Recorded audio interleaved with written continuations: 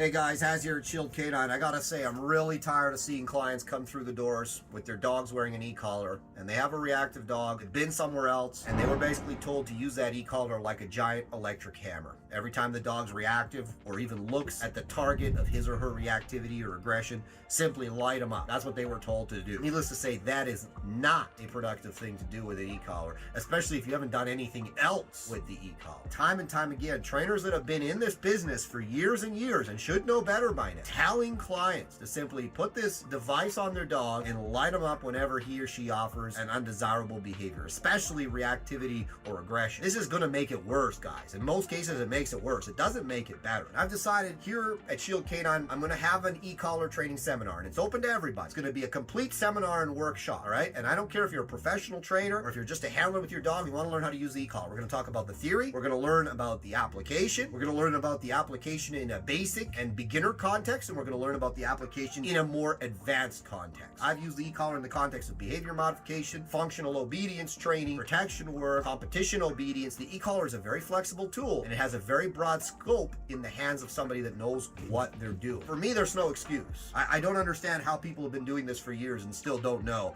Look, the solution to your dog's aggression is to not light them up with your electric hammer. That's not going to fix the problem. And if that's all you want to do with the e-collar, you're really limiting what you can actually do with the e-collar, which is quite a lot. Your e-collar can be an absolute game changer. The device is an amplifier. An e-collar is an amplifier. It's an amplifier of you. What's a trainer? A trainer is someone that communicates with their dog. The e-collar amplifies your ability to do that. So you can either communicate badly or you can communicate clearly and effectively. And when I see it used in such a simple, crude, and ineffective manner, it bothers me. Check it out, shieldcanine.ca. Email us at shieldcaninedogs@gmail.com, and hopefully we're going to start to make an impact on the dog training space and reduce all the misuse of this device.